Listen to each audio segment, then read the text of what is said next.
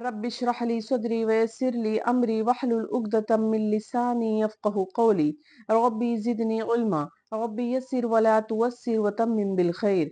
मोअज़्ज़ज़ नाज़रीन, अस्सलामु अलैकुम व रहमतुल्लाहि व बरकातुहू। पिछले सबक में हमने पढ़ा कि सूद चाहे कम हो या ज्यादा हो, मुफरद हो या मुरक्कब हो, मुतलकन हराम है। यानी सूद चाहे कम हो या ज्यादा, किसी भी मिकदार में हो, सूद लेना हराम है। उसके बाद हमने मुत्तकीन की सिफात खुसूसियात भी पढ़ी कि और उन मुत्तकीन की सिफात जिनके मुतालिक अल्लाह सुब्हानहू व तआला फरमाते हैं कि हमने उनके लिए ऐसी जन्नतें तैयार की हैं जिनके नीचे नहरें बह रही होंगी और वो उसमें हमेशा हमेश रहेंगे। तो हमने मुत्तकीन की चंद खुसूसियात, चंद सिफात उसमें पढ़ी। आगे पढ़ते हैं। औज़ु बिल्लाहि मिनश शैतानिर रजीम, बिस्मिल्लाहिर रहमानिर रहीम व बिही नस्तईन। क़द खलत मिन क़ब्लिकुम सुनन फसीरु फिल अर्दि फंजुरू कैफ़ कान आक़िबतुल मुकज़्ज़िबीन। तुमसे पहले भी ऐसे वाक़यात गुजर चुके हैं, सो जमीन में चल फिर कर देख लो कि आसमानी तालीम के झुठलाने वालों का क्या अंजाम हुआ। जंगे उहद शव्वाल सन 3 हिजरी में हुई, जिसमें मुसलमानों की तादाद 1000 थी और काफिरों की 3000 थी। लिहाजा मुसलमान जब मदीना से बाहर निकलने जंग के लिए मदीना से बाहर निकले तो मुकाम शूद पर पहुंचे थे कि अब्दुल्ला बिन उबई मुनाफिक अपने 300 साथियों को लेकर अलग हो गया। इस तरीके से अब मुसलमानों की तादाद सिर्फ 700 बची। उसमें नबी करीम सल्लल्लाहु अलैहि वसल्लम ने 50 तीर अंदाजों को हज़रत अब्दुल्ला बिन जुबैर रजी अल्लाह अन्हु की क़यादत में एक पहाड़ी पर मुकर्रर फरमा दिया और ताकीद फरमाई कि तुम यहाँ से मत हिलना, चाहे हमें फतह हो चाहे हमें शिकस्त हो, यानी किसी भी हालत में तुम यहाँ से मत हिलना। और जो भी घुड़सवार इधर आने की कोशिश करे उसको तीरों के जरिए से पीछे धकेल देना। लिहाजा जब मुसलमानों को फतह नसीब हो गई, मुसलमान फतहयाब हो गए और वो मालो असबाब समेटने लगे, तो उस दस्ते में इख्तिलाफ हो गया। बाज लोगों ने कहा कि नबी करीम सल्लल्लाहु अलैहि वसल्लम के फरमाने का मकसद ये था कि जब तक जंग होगी तब तक तुम यहाँ से मत हिलना, लेकिन चूंकि अब जंग खत्म हो चुकी है, मुसलमानों को फतहयाबी नसीब हो चुकी है और काफी काफी शिकस्त खाकर भाग रहे हैं, तो अब यहाँ रहना जरूरी नहीं है। लिहाजा उनमें से कुछ लोग जो थे वो पहाड़ी से नीचे उतरकर और मालो असबाब समेटने लग गए।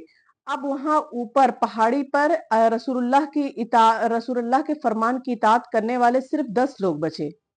बाकी सब यानी 50 में से सिर्फ 10 लोग बचे, 40 लोग नीचे उतर आए।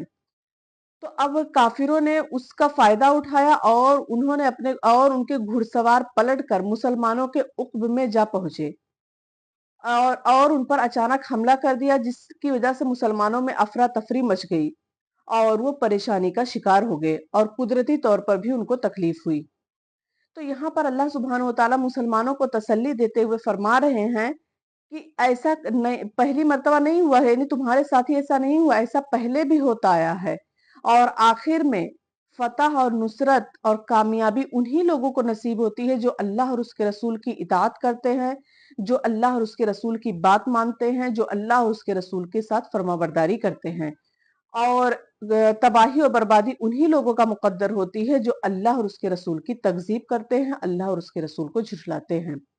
आगे अल्लाह ताला फरमाते हैं, हाज़ा बयानुल लिन्नासि व हुदन व मौइज़तुल लिलमुत्तकीन। आम लोगों के लिए तो ये कुरान बयान है और परहेजगारों के लिए हिदायत व नसीहत है। यानी आम इंसान के लिए कुरान एक किताब है जो अल्लाह की तरफ से नाजिल किया गया। उसमें क्या लिखा है बस उससे कोई गरज नहीं, सिर्फ उसके अरबी इबारत ही पढ़ने पर ही लोग ज्यादा ध्यान देते हैं। तो यहाँ पर बताया गया कि आम लोग जो इसके मफहूम को नहीं समझते हैं और ना समझना चाहते, तो उनके लिए एक बस सिर्फ एक किताब है जो नबी करीम सल्लल्लाहु अलैहि वसल्लम पर नाजिल हुआ और वो उसको एक फर्ज की तरह से पढ़ते हैं कि हमारी जिम्मेदारी है कि हम भी इसको पढ़ लिया करें और उसमें अल्लाह ताला क्या फरमा रहे हैं उनको उससे कोई गरज नहीं। लेकिन जो मुत्तकीन होते हैं, जो परहेजगार होते हैं, तो उनके लिए ये कुरान नसीहत भी है और हिदायत भी है। इसके जरिए से, इस कुरान के जरिए से वो नसीहत हासिल करते हैं, इस कुरान के जरिए से वो हिदायत हासिल करते हैं। कुरान ये वो किताब है जो हक और बातिल में तमीज करने वाली है, इसीलिए इसको अल फुरकान भी कहा जाता है। कुरान वो किताब है जो हमें सिरात मुस्तकीम दिखाती है। कुरान वो किताब है جو ہمیں ہمارے لیے جنت کے راستے کو ہموار کرتی ہے۔ قرآن وہ کتاب ہے جو ہمیں جہنم سے بہت دور لے کر جاتی ہے۔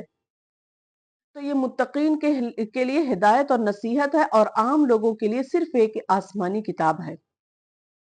اس کے بعد اللہ سبحانہ وتعالی فرماتے ہیں وَلَا تَهِنُوا وَلَا تَحْزَنُوا وَأَنْتُمُ الْأَعْلَوْنَ إِن كُنتُم مُؤْمِنِينَ،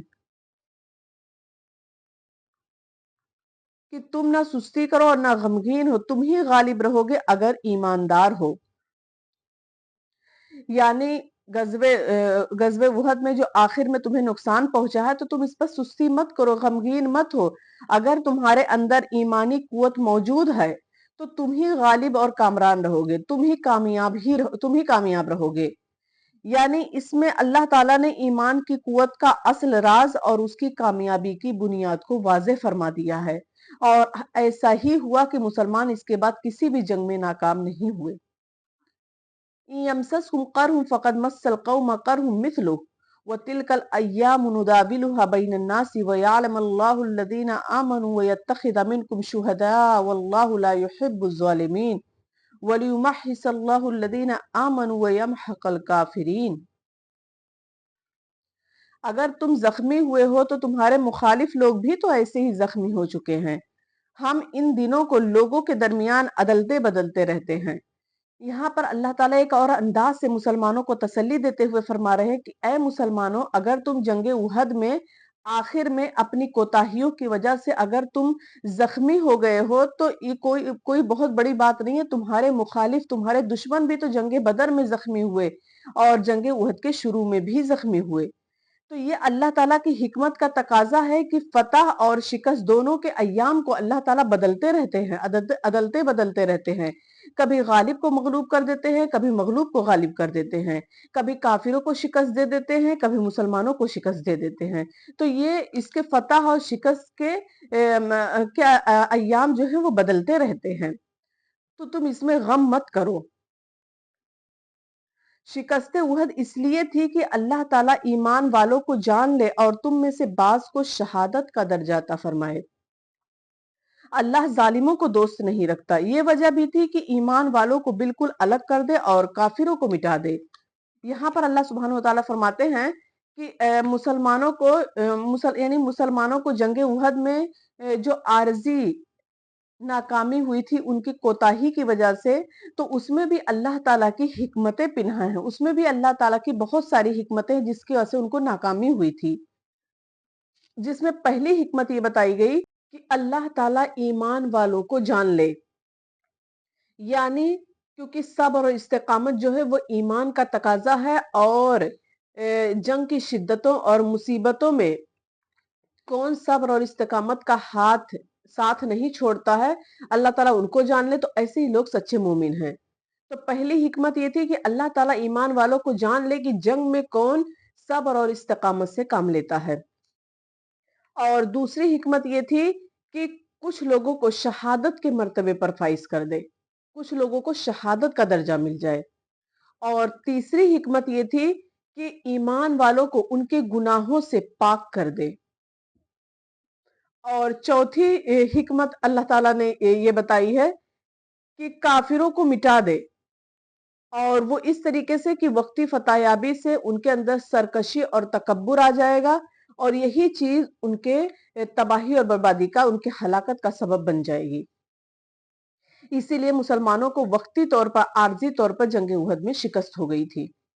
آگے اللہ سبحانہ وتعالیٰ فرماتے ہیں ام حسبتم ان تدخلوا الجنہ وَلَمَّا يَعْلَمِ اللَّهُ الَّذِينَ جَاهَدُوا مِنْكُمْ وَيَعْلَمَ الصَّابِرِينَ، کیا تم یہ گمان کرتے ہو، کیا تم یہ سمجھ بیٹھے ہو کہ تم جنت میں چلے جاؤ گے؟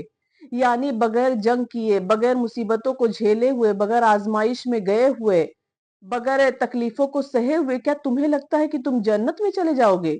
تو نہیں، بلکہ جنت میں جانے کے لیے پہلے تمہیں آزمائش میں تمہیں پورا اترنا ہوگا۔ جیسا کہ سورہ بقرہ آیت نمبر 214 میں اللہ سبحانہ وتعالیٰ فرماتے ہیں کیا تم نے گمان کیا ہے کہ تم جنت میں چلے جاؤ گے اور ابھی تم پر وہ حالت نہیں آئی جو تم سے پہلے لوگوں پر آئی تھی؟ انہیں تنگ دستی اور تکلیفیں پہنچی اور وہ خوب ہلائے گئے۔ اور اسی طریقے سے سورہ عنکبوت آیت نمبر 2 میں اللہ سبحانہ وتعالیٰ فرماتے ہیں کہ کیا لوگ گمان کرتے ہیں کہ انہیں صرف یہ کہنے پر چھوڑ دیا جائے گا کہ ہم ایمان لائے اور ان کی آزمائش نہ ہوگی؟ یعنی جنت میں جانا کوئی آسان بات نہیں ہے، جنت میں جانا کوئی آسان کام نہیں ہے کہ اگر ہم کہہ دیے کہ ہم لا الہ الا اللہ محمد رسول اللہ تو اب ہم جنت کے مستحق ہو گئے، بلکہ جنت میں جانے کے لیے پہلے امتحان سے گزرنا ہوگا، پہلے آزمائش سے گزرنا ہوگا، پہلے تکلیفوں کو برداشت کرنا ہوگا، اور اس میں ہمیں صبر و استقامت کا مظاہرہ کرنا ہوگا، تب کہیں جا کر جنت ملتی ہے، کیونکہ جنت جو ہے وہ تلواروں کے سائے تلے ہے۔ آگے اللہ تعالیٰ فرماتے ہیں، حالانکہ اب تک اللہ نے یہ معلوم نہیں کیا کہ تم میں سے جہاد کرنے والے کون ہیں اور صبر کرنے والے کون ہیں۔ اس طریقے کا مضمون سورہ بقرہ میں بھی گزر چکا ہے۔ یہاں موضوع کی مناسبت سے دوبارہ سے وہی چیز بیان کی جا رہی ہے کہ جنت میں جانے کے لیے پہلے تمہیں آزمایا جائے گا، اور جنت ایسے ہی نہیں مل جائے گی، بلکہ پہلے تمہیں آزمائش کی بھٹی میں ڈالا جائے گا، اور میدان جہاد میں آزمایا جائے گا، اور دشمنوں کے نرغے میں گھرا کر دیکھا جائے گا کہ تمہارے اندر صبر و استقامت ہے بھی کہ نہیں۔ یعنی یہ تمام چیزیں ہونے کے بعد تب پھر فیصلہ کیا جائے گا کہ تم جنت کے مستحق ہو کہ نہیں۔ اور آگے اللہ تعالیٰ فرماتے ہیں، وَلَقَدْ كُنْتُمْ تَمَنَّوْنَ الْمَوْتَ مِنْ قَبْلِ أَنْ تَلْقَوْهُ فَقَدْ رَأَيْتُمُوهُ وَأَنْتُمْ تَنْظُرُونَ۔ جنگ سے پہلے تو تم شہادت کی آرزو میں تھے۔ اب یہاں پر اللہ سبحانہ وتعالیٰ کیا فرما رہے ہیں کہ جنگ سے پہلے تم شہادت کی آرزو میں تھے، یعنی یہ ان صحابہ کرام کی طرف اشارہ کیا جا رہا ہے جو جنگ بدر میں کسی وجہ سے شریک نہیں ہو پائے تھے، تو وہ احساس محرومی لیے رہتے تھے کہ کاش کوئی جنگ ہو تو ہم بھی اس میں کافروں کی سرکوبی کر کے جہاد کی فضیلت کو حاصل کر لیں۔ انہی صحابہ اکرام نے جنگ احد میں نبی کریم صلی اللہ علیہ وسلم کو مشورہ دیا تھا کہ جنگ مدینہ میں نہیں بلکہ مدینہ سے باہر رہ کر کی جائے، اور اس کے بعد لیکن جب مسلمانوں کی جو فتح تھی وہ کافروں کے اچانک حملہ کرنے سے شکست میں تبدیل ہو گئی، تو ان مجاہدین پر بھی یہ مجاہدین بھی پریشانی کا شکار ہو گئے۔ ان میں سے بعض تو راہ فرار اختیار کر لیے، یعنی بھاگ گئے، اور کچھ لوگ ثابت قدم رہے۔ اس لیے حدیث میں صحیح بخاری میں آتا ہے کہ اللہ کے رسول فرماتے ہیں کہ تم دشمن سے مٹ بھیڑ کی آرزو مت کرو اور اللہ سے عافیت طلب کیا کرو، تاہم جب از خود حالات ایسے بن جائے کہ تمہیں دشمن سے لڑنا پڑ جائے تو پھر ثابت قدم رہو، اور یہ بات جان لو کہ جنت تلواروں کے سائے تلے ہے۔ یعنی جنت کو حاصل کرنے کے لیے بہت زیادہ صبر و استقامت چاہیے۔ جنت کو حاصل کرنے کے لیے پہلے زخمی ہونا پڑتا ہے، جنگ کرنا پڑتا ہے، اور اس کے علاوہ جو ہے مصیبتیں آتی ہیں، تکلیفیں آتی ہیں، ان تمام کو برداشت کرنا ہوتا ہے، تب کہیں جا کر جنت ملتی ہے۔ یعنی جنت صرف لا الہ الا اللہ محمد رسول اللہ کہنے سے نہیں ملتی ہے، بلکہ جنت کو حاصل کرنے کے لیے پہلے اس پر عمل کرنا ہوتا ہے۔ اور اس کے بعد اللہ سبحانہ وتعالیٰ فرماتے ہیں کہ اب اسے اپنی آنکھوں سے اپنے سامنے دیکھ لیا، یعنی ان کے متعلق فرما رہے ہیں اللہ تعالیٰ کہ یعنی تلواروں کی چمک، نیزوں کی تیزی، اس طریقے سے تیروں کی بوچھار اور جابازوں کی صف آرائی میں تم نے موت کو بہت قریب سے مشاہدہ کر لیا، تم نے موت کو بہت قریب سے دیکھ لیا۔ یعنی جنگ میں انسان اپنی موت کو بہت قریب سے دیکھ لیتا ہے، تو اسی کے متعلق اللہ تعالیٰ فرماتے ہیں کہ اب تم نے موت کو اپنے پاس آتے ہوئے بہت قریب سے دیکھ لیا ہے۔ تو جنت، یعنی اگر ہمیں جنت کو حاصل کرنا ہے تو ہمیں پہلے ان تمام چیزوں کو برداشت کرنا ہوگا، ہمیں تکلیفوں کو برداشت کرنا ہوگا، ہمیں مصائب کو برداشت کرنا ہوگا، ہمیں آزمائش میں آزمایا جائے گا، آزمائش کی بھٹی میں ڈالا جائے گا، اور اس کے علاوہ جو ہے ہمیں میدان جہاد میں اگر ہوتا ہے تو اس میں بھی آزمایا جاتا ہے۔ یعنی ہر طریقے سے، ہر انداز سے اللہ تعالیٰ آزمائیں گے کہ کیا واقعی یہ جنت کے لائق ہے بھی یا نہیں۔ اس کے بعد اللہ سبحانہ وتعالیٰ اپنے بندے کو جنت دیں گے۔ آخر میں اللہ تعالیٰ سے دعا ہے کہ اللہ تعالیٰ ہمیشہ ہمیں ثابت قدم رکھے، ہمیں صبر و استقامت عطا فرمائے، اور ہمیں جنت میں اعلیٰ سے اعلیٰ مقام عطا فرمائے۔ آمین۔ وآخر دعوانا ان الحمد للہ رب العالمین۔ السلام علیکم ورحمۃ اللہ وبرکاتہ۔